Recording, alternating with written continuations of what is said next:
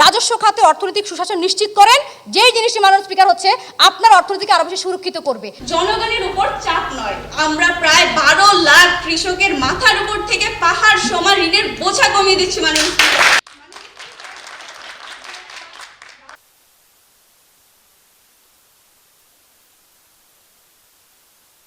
বিশ্বজুড়ে Iran Israel যুদ্ধের ডামাডোলে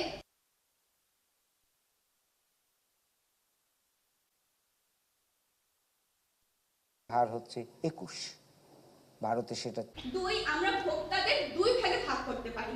2014-এর পরে যেই অবস্থাটা পেয়েছি, আমরা দেখেছি যে এখানে সেখানে নানান রকমের ভৌত অবকাঠামোর অগ্রগতি হয়েছে, নানান রকমের পরিমাণগত অগ্রগতি হয়েছে, কিন্তু গুণগত বিষয়টি যেহেতু পেছনে ছিল, সেই জন্য কিন্তু আমরা একটা বিপর্যস্ত অর্থনীতি পেয়েছি।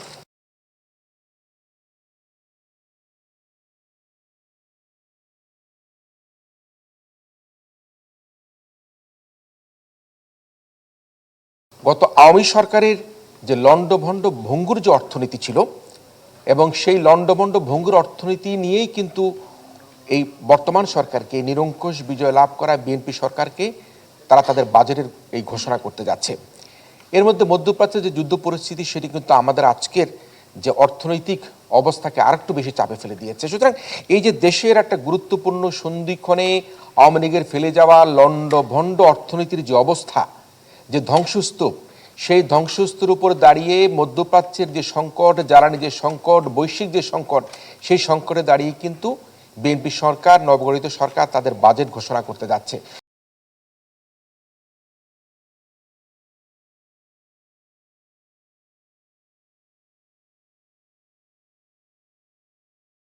আমরা ঢালাওভাবে ব্যবসায়ীদেরকে অভিযুক্ত করে প্রতিহিংসা পরায়ণ হয়ে দেশের ব্যবসা বাণিজ্য যদি আমরা চালাতে সুযোগ করে না দেই, তাহলে কিন্তু আমাদের যে কর্মসংস্থান, বিনিয়োগ, সেগুলি কিন্তু বাড়বে না। সেক্ষেত্রে আমরা বলছি, একটা স্বস্তিদায়ক অবস্থার মধ্যে দিয়ে ব্যবসায়ীদেরকে ব্যবসা করার সুযোগ দিয়ে, যদি কেউ যদি কারো ব্যাংক অ্যাকাউন্ট বন্ধ হয়ে থাকে, সেগুলি ন্যায়ের মাধ্যমে তাদেরকে সেই ব্যাংক অ্যাকাউন্ট খুলে দিয়ে ব্যবসা পরিচালনা করে দেওয়ার সুযোগ না দিলে, আমরা ভবিষ্যতে বাংলাদেশের যে বর্তমান যে আর্থিক প্রেক্ষাপট, সেই প্রেক্ষাপটে কিন্তু আমাদেরকে আরো বড় ধরনের একটা চ্যালেঞ্জের মুখোমুখি হতে হবে। করের অনীহা আছে এই কারণে যে কর খেলাপ করে তারা পার পেয়ে যান, তাদেরকে কখনো আইনের আওতায় নেওয়া হয় না।